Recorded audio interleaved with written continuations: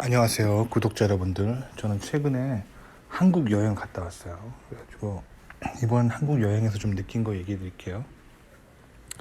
제가 한국 여행 갔는데 한국 뉴스에서 요즘 굉장히 많이 한국의 우파 정부를 비판하는데, 그 여러 가지 요인 중에 하나가 과학기술 관련된 정부의 연구비를 삭감했다, 요거 가지고 뉴스에 막 나와요. 그러면서 뭐 각종 개인 방송하는 사람들도 이걸 얘기하고 있고, 그러면서 하나같이 뭐라 그러냐면 한국 이공계는 몰락할 거다. 왜냐면 정부의 이공계 연구비 지출을 삭감했기 때문에, 대량 삭감했더라고요. 그것 때문에 한국의 이공계는 몰락할 거다 라고 얘기하는데, 일단 그거 사실이 아니에요. 개인적인 생각으로는 그 사실이 아닙니다. 자, 왜 그 사람들이 그렇게 생각하는지 얘기해 드려볼게요. 또한 제가 한국 여행하면서 한국에서 이공계에서 연구하시는, 정부 관련해서 정부 프로젝트 맡아서 연구하시는 박사분들도 좀 만났는데, 그분도 하나같이 그러더라고요. 이번 우파 정부가 연구비 삭감하는 것 때문에 한국 이공계 몰락하게 생겼다, 이렇게 말하고 있는데 뻥입니다. 자, 왜 그런지 얘기해 드릴게요. 자, 일단 한국 사람들은 그동안 지금까지 좌우를 잘 구분하지 못했어요. 그래서 우파 정부라고 하면서 좌파처럼 굴고, 좌파 정부라고 하면서 우파처럼 굴고, 좌우를 구분하지 못했는데, 사실 지금 현 우파 정부가 좌우를 잘 구분하는 거예요. 무슨 말인지 제가 설명을 해드릴게요. 자, 좌파를 레프트라고 해볼게요. 그래서 왼쪽에 지금 제가 좌파의 성향을 써놨습니다. 그리고 우파를 right이라고 하고 오른쪽에 다 써놨어요. 어디까지나 이제 미국 관점으로 본 거죠. 자, 미국에서 좌파, 즉 레프트라고 하면은 큰 정부를 추구하는 사람들이에요. 그 다음에 right, 우파는 작은 정부를 추구하는 사람이에요. 이 차이를 정확하게 아셔야 돼요. 근데 요거를 한국에서 이렇게 잘 알려주는 사람이 없어요. 왜냐면 한국 사람들은 좌우 구분을 잘 못해요. 원래 정치학이라는 거는, 그 좌파 우파 정치학이라는 거는 다 서구에서 들어온 거고, 특히 미국 중심으로 들어온 개념이에요. 그런데 이것이 한국에 들어오면서 한국 사람들이 그 자의적으로 해석하면서, 좌파 우파가 뭔지도 모르면서 자의적으로 해석하면서, 한국에서는 좌우가 막 이렇게 스텝이 꼬인 부분이 되게 많아요. 그래서 좌파가 뭔지도 모르고 우파가 뭔지도 모릅니다, 한국 사람들은. 좌파하면 무조건 북한 좋아하는 사람은 다 좌파고 다 빨갱이고, 미국 좋아하면 다 우파다, 뭐 요런 논리로 세상을 보기 때문에 이 좌우 구분을 잘 못합니다. 그거 제가 설명해 드릴게요. 아시겠죠? 자, 레프트는 큰 정부를 추구하려는 사상을 말하는 거예요. right은 작은 정부를 추구하려는 사상을 말하는 거예요. 여기까지 이해하셨죠? 자, 그렇다면 지금 현 한국의 우파 정부의 과학기술 이공계 그런 연구비 삭감은 작은 정부를 구현하고 있는 거예요. 이공계를 망가뜨리려고 하는 게 아니라 작은 정부를 구현하는 거예요. 왜 그러냐면, 큰 정부를 만들게 되면 정부는 반드시 부패합니다. 그러니까 정부한테 과학기술을 연구하라고 의뢰를 하고 정부 예산으로 뭔가를 막 하게 되면은 커다란 부패가 발생하게 돼요. 왜냐면 인간은 자유경제 시스템 속에서 돈을 알짜배기로 효율적으로 사용합니다. 자, 무슨 말이냐면 봐봐요. 제가 만약에 1조 원이라는 돈을 정부 예산으로 연구를 한다고 쳐봐요. 그러면 정부 과학자들은 그 돈을 방만하게 사용합니다. 뭐 예를 들면 뭐 유럽이나 미국의 테크놀로지를 경험한답시고 막 정부 돈 쓰면서 펑펑 쓰면서 비행기 타고 막 유럽 놀러 가서 막 바닷가에서 열심히 놀다 오겠죠. 그래 놓고 오는 길에 그 유럽에 어디 있는 연구소 뭐 잠깐 들려놓고 뭐 공동 연구했다, 막 이런 부풀려진 보고서 나오고, 정부가 연구를 하면은 부패하게 됩니다. 반면에 이 정부한테 1조 원을 주는 게 아니라 그냥 자유시장 경제에 내버려 두면, 기업이라는 거는 이 적자 생존의 사회 속에서 스스로 살아남기 위해서 스스로 노력합니다. 거기 살아남아야 되니까요. 그래서 만약에 뭐 박사급 연구원들이 뭐 유럽 가서 연구하고 온다 하면은 그 인사과에서 영수증 사용 내용을 꼼꼼하게 검토하겠죠. 왜냐면 그 돈을 방만하게 쓰다간 기업은 망하기 때문에. 그래서 기업 주도하에 연구할 때 효율적으로 돌아갑니다. 같은 1조 원을 써도 1조 원을 쓴다면 정부가 쓰는 것보다 기업이 쓰는 게 훨씬 더 효과적으로 돌아가는 거예요. 그래서 지금 작은 정부를 구현하고 있는 겁니다. 자, 그래서 두 번째 얘기를 해볼게요. 그래서 레프트는 그래서 계획 경제예요. 정부가 큰 정부를 만들어 놓고 뭐 계획하에 계획 경제. 이공계 연구조차도 정부가 계획하에 뭔가 하겠다는 얘기예요. 반면에 라이트는 자유시장 경제에 맡기겠다는 거예요. 그러니까 정부의 이공계 연구 예산을 줄이는 게 사실 이공계가 굉장히 발전할 수 있는 포인트가 되는 거예요. 그러니까 지금 우파 정부가 정책 굉장히 잘 잡은 거예요. 정부한테 돈 주면 안 돼요. 정부한테 돈 주면 방만하게 사용합니다. 방만하게 사용합니다. 공무원으로 일해보신 분 다 아시죠. 공무원들 퇴근도 빨리 하고 야근도 안 하고 주말근무도 안 하죠. 왜 그럴까요? 가만히 놀고 먹어도 정부에서 돈이 꼬박꼬박 나오기 때문이에요.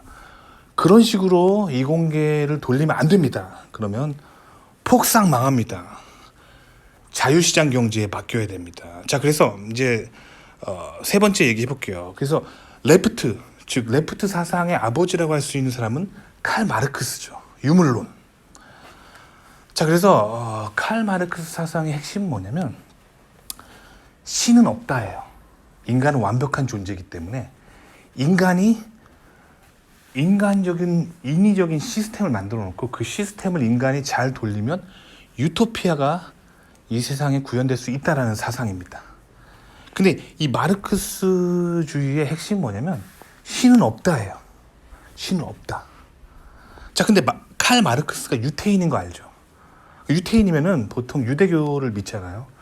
근데 이 사람은 개인적인 생각으로 이 사람이 구현하고 있는 이 생각들이 반성경적인 거예요. 그래서 그 성경에 나와 있는 야훼 하나님의 통치하심을 전혀 고려하지 않은 거죠. 신은 없다라고 가정한 거죠. 그 다음에 신은 없기 때문에 인간 스스로가 시스템을 만들어야 된다는 거예요. 그래서 성경적으로 봤을 때 마르크스 사상은 반성경적이에요. 그러니까 성경에서 보면 하나님의 통치가 임하고 하나님이 이 세상을 통치하시기 때문에 이 세상에서 질서가 있고 이 세상에 돌아가는 게 있거든요. 그래서 믿음을 가진 사람들은 하나님의 은혜로 세상이 돌아간다고 믿습니다. 근데 칼 마르크스는 그걸 철저하게 부정한 거예요. 신은 없다. 인간은 완벽한 존재고 인간이 시스템을 통해서 인간이 만든 시스템으로 세상을 완벽하게 돌릴 수 있다. 유토피아를 만들 수 있다는 사상인데 이게 성경적인 개념을 본다면 바벨탑을 쌓는 거예요. 바벨탑 쌓는 게 그거잖아요. 인간이 하나님 없이 우리가 하나님보다 더 강하게 기술로서 세상을 드라이브할 수 있다는 생각을 가지고 창세기에 보면 그 니무롯이라는 인물을 중심으로 바벨탑을 쌓죠. 그 사상이요. 그 유물론이. 자, 아시겠죠? 자, 그 다음에 그거에 반대할 수 있는 사상이라고 하는 게 아담 스미스의 사상이죠. 근데 아담 스미스도 유태인입니다. 근데 아담 스미스가 신실한 유대교 신자였는지 그거는 뭐 크리스찬이었는지는 알 수 없지만 아담 스미스의 생각 자체가 굉장히 성경적이에요. 그래서 아담 스미스의 기본적인 생각은 인간이 인위적으로 시스템을 만들 필요 없다는 거예요. 그게 아니라 가만히 내버려 두면은 세상은 움직인다는 거예요. 그게 아담 스미스의 생각이고 그게 우파의 사상의 어떤 핵심이 될 수가 있죠. 그래서 이 레프트 사상의 결국엔 그 마르크스주의를 추구하다면 결국 공산당이 만들어집니다. 왜냐하면 신은 없고 인간은 완벽한 존재이기 때문에 인간이 시스템을 만들어서 인간을 통제하려면 강력한 큰 정부가 들어서게 되고 거의 일당 독재의 공산당 시스템이 만들어지는 거예요. 근데 좌파는 맨날 인권 하지만 결국에 좌파가 추구하는 거의 끝은 공산당이에요. 그러니까 결국에는 인권이라고 하면서 막 더 자유롭게 되고 더 막 사람이 그 다양한 생각이 존중된다고 하는 거는 그건 유혹일 뿐이에요. 좌파 계속 추구하다 보면 일당 독재의 공산당이 나타납니다. 자, 반면에 아담 스미스적인 생각을 막 추구하다 보면 결국 보이지 않는 손에 의해서 세상이 움직인다라고 사람들이 생각하게 되고 더 많은 자유가 나오게 되고 자유시장 경제와 자유민주주의가 더 발전하는 거예요. 그러니까 자유, 뭐 이런 사람들이 가지고 있는 그런 자유가 더 보장되려면 사실 우파가 더 자유로운 거예요. 그러니까 좌우 구분을 잘 하셔야 돼요. 아시겠죠? 자, 그 다음에 그래서 레프트적인 생각은 공산당은 인본주의적인 생각이에요. 그래서 신은 없다. 인간이 만든 시스템을 통해서 인간이 유토피아를 만들 수 있는 그 생각이기 때문에 인본주의가 되게 강한 생각이에요. 반면에 개신교인들이나 뭐 성경을 읽는 사람들은 우파를 지지하는 사람이 많아요. 미국 같은 경우는. 왜냐하면 그 사상 자체가 정부가 막 크게 시스템을 만들어 놓고 인간을 통제하지 않기 때문에 개신교인들이 더 자유롭게 신앙생활을 할 수가 있는 거예요. 그래서 그 보이지 않는 손, 그게 뭐 무신론적으로 바라보면은 인간 개개인의 노력에 의해서 세상이 움직인다라고 보는 거지만 또 종교적으로 바라봤을 땐 하나님의 은혜로 세상이 움직인다라고 볼 수도 있는 거고, 또한 이런 자유로운 정부 규제가 없는 세상 속에서 더욱더 개인의 신앙을 잘 지킬 수 있기 때문에 그래서 미국의 개신교인들은 우파를 지지하는 사람이 많은 거예요. 아시겠죠? 자, 그래서 그 레프트가 인본주의적인 무신론적인 관점에서 바벨탑을 쌓아서 큰 정부를 만들어서 인간이 계획 경제를 하는 걸 추구한다고 하면은 저 우파는 그 바벨탑을 낮추는 거예요. 인간이 인위적으로 만들어 놓은 시스템이 있다면 그걸 허물고 자유롭게 내버려 두자. 즉 정부를 작게 만들고 시장을 규제하지 말고 자유시장 경제 체제로 나가자는 거예요. 아시겠죠? 근데 여태까지 한국 그 정부 형태에서 뭐 한국 역대 정권들에서 좌우를 잘 구분한 사람이 없었는데 이번 우파 정부가 좌우를 잘 구분합니다. 그래서 어떻게 보면 굉장히 그 미국적인 그런 우파적인 시스템이 한국에 계속 더 보급되고 있다고 보시면 되는 거예요. 그러니까 우파적으로 지금 한국의 어떤 정부 주도하야 하는 어떤 연구비 투자를 삭감하고 있는 게 굉장히 좋은 현상이에요. 저는 이걸 통해서 한국의 과학기술이 더 발전할 거라고 봅니다. 근데 지금 한국 뉴스나 한국 개인 방송하는 뭐 한국 대학원 출신, 한국 박사 출신들이 하는 개인 방송 보면 다들 지금 현 정부의 이공계 연구비 삭감을 까대고 있죠. 왜 그럴까요? 일단 언론에서 까대는 이유는 이번 우파 정부가 굉장히 우파적으로 나가기 때문에 정석적인 우파적으로 나가기 때문에 이거를 맹비난하는 거예요. 맹비난하는 거고, 그 다음에 박사 출신 뭐 개인 방송인들이 이 현 정부의 행태를 까대는 이유는 본인 친구들이 주변에 연구소나 뭐 정부 관련 연구를 하는데 그 연구비가 삭감되니까 일이 없어지니까, 자꾸 일자리가 없어지니까 지금 굉장히 화가 나 있는 건데, 사실 정부 주도하에 하고 있는 연구는 줄어들면 줄어들수록 우리에게 더 좋은 거예요. 왜냐면 공무원들은 공짜로 밥 먹으려고 하는 성향이 있어요. 그 공무원의 문제가 아니라 인간의 본성입니다. 인간의 본성은 악합니다. 타락한 본성을 가지고 있어요. 근데 칼 마르크스의 유물론에 의하면, 유물론에서 잘못 가정한 게 뭐냐면, 유물론이 가정하는 건 인간은 완벽하다예요. 인간은 완벽하고 신은 없다예요. 그래서 인간이 만든 시스템으로 완벽하게 유토피아를 만들 수 있다는데 거짓말이죠. 거짓말이에요. 지금 당장 정부 주도하에 뭐 한다고 하고 정부한테 예산 뭐 몇백억 줘봐요.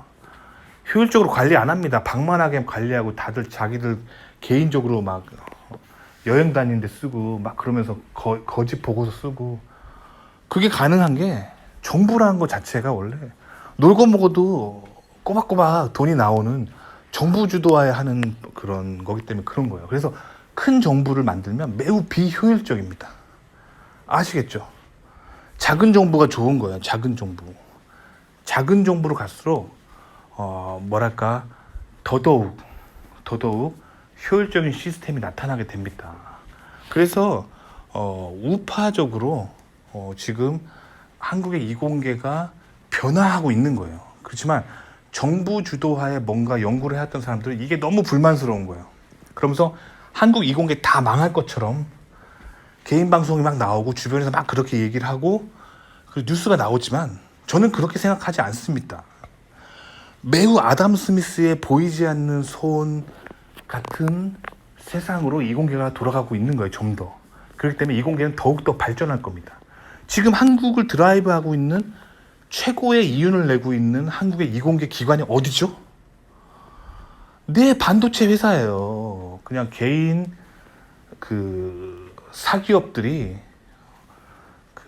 각자 본인들이 처한 경제 속에서 각자 자기 맡은 자리에서 열심히 일하고 있기 때문에 거기서 최대의 효율을 내서 전 세계를 제패하고 있잖아요. 정부 주도하에 뭔가를 하면 안 됩니다. 정부 주도하에 뭔가를 하게 되면 예산을 방만하게 사용하게 됩니다. 그렇기 때문에 지금 제가 한국 방문했을 때 느꼈는 건 뭐냐면 여태까지 역대 정부들은 좌파 정부든 우파 정부들 좌우를 잘 구분하지 못했었어요. 막 우파라고 하면서 국가 주도하에 강 관련해서 무슨 댐 보수유지 공사하고 막 그러면서 정부 주도하에 우파라고 하면서 막 그렇게 하잖아요. 근데 이런 건 좌파가 할 일이에요. 정부 주도하에 뭔가 이렇게 전국적인 공사를 하는 그런 거는 좌파가 하는 일이에요.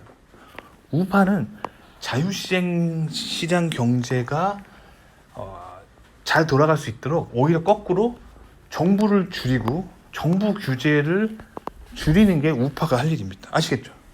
그러니까 미국이 이렇게 잘 사는 나라가 됐던 거는 자유시장 경제를 통해서 기업의 규제를 적게 하고 작은 정부를 구현하려 했기 때문입니다.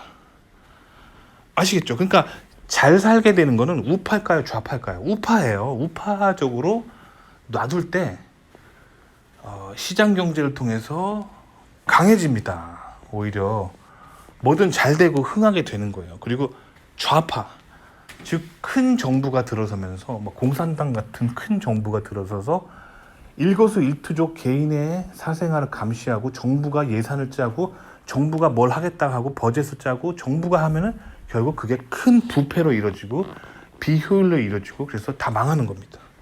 아시겠죠? 잘 모르겠으면 미국이랑 중국이랑 비교해보면 됩니다. 아시겠죠? 또 잘 모르겠으면 그동안 남한이 걸어왔던 길과 북한이 걸어왔던 길을 비교해보면 됩니다.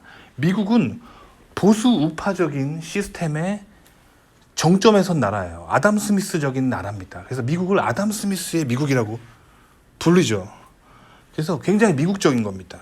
반면에 중국 공산당 큰 정부를 가지고 계획 경제를 하고 그런 인본주의적인 시스템 만들어 놓고 국가를 돌리죠. 잘 되나요? 중국이랑 미국이랑 비교해 보시면 됩니다. 또 마찬가지로 남한이랑 북한이랑 비교해 보면 돼요. 남한은 그동안 자유시장 경제를 추구하려고 했었어요. 그리고 북한은 계획 경제를 추구하려고 했었죠. 북한이랑 남한이랑 비교해 보시면 돼요.